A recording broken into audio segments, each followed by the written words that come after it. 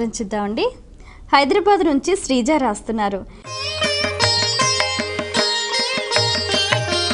ఇంట్లో వాడిపోయిన తులసి మొక్కను ఏం చెయ్యాలి తెలియజేయగలరు అంటూ రాస్తున్నారు.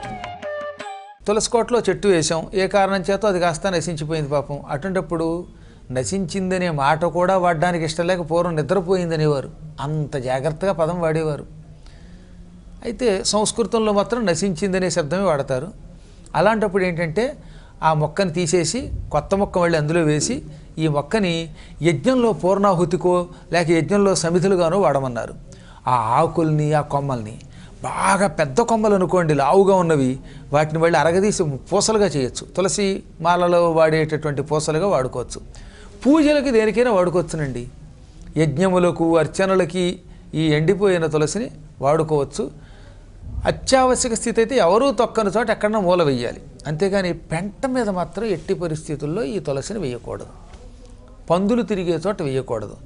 తులసి చక్కగా ఎండబెట్టి దానిని యజ్ఞ వాటికలకి తీసుకెళ్ళి యజ్ఞం చేసేవారికి ఇస్తే దాంతో వారు చక్కగా యజ్ఞం చేస్తారు, పూర్ణాహుతి చేస్తారు, శుభం కలుగుతుంది.